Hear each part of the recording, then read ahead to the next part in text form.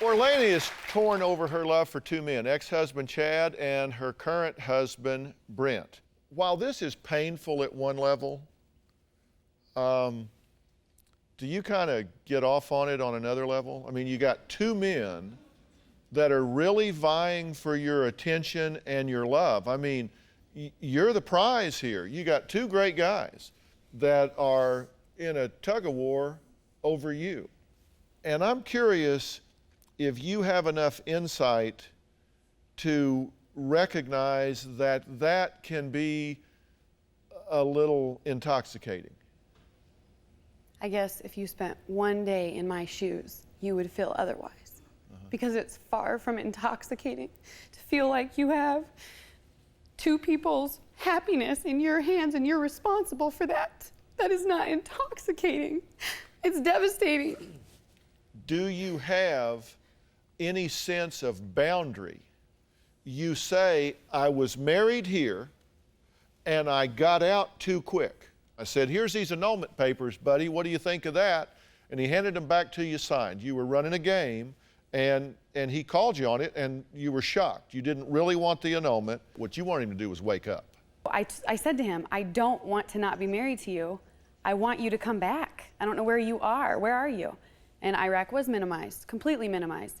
It's not that. Everyone makes such a big deal out of it. I'm fine. It was no problem. I went back and forth a million times. Nothing. We'd be having conversations just like this mid-afternoon, and he would fall right asleep. Okay, but what pushed you over the line? You said that he was, and Chad agrees, that he was treating you horribly at the time. Mm-hmm. What was it that pushed you over the line? What did he do that was so egregious? I think last time he said that he was going to come out and we were going to work things out and talk about things, and that he had some things he wanted to say to me. And he came out and went four-wheeling with my brother and my dad instead of working things out. Do you worry that some men are territorial and they want what they can't have?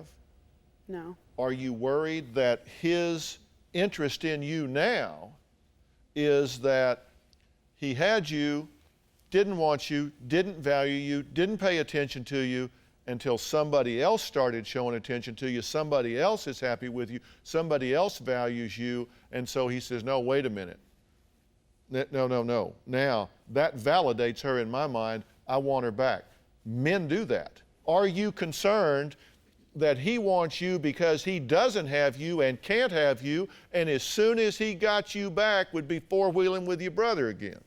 No, I don't. Only because when he came to me sincerely and when he expressed how he felt and just humbled himself and admitted everything, he had no idea that I was even he knew I was seeing someone, but he had no idea that I was engaged or married. He had no clue.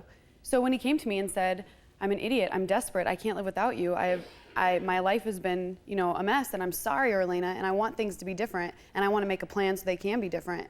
It was then, after he did that, that I said... And you don't think that conversation is inappropriate for a married woman? I don't think that I have said anything to Chad that I couldn't say in front of this audience or in front of Brent or in front of God. No, I don't. I haven't said anything to him.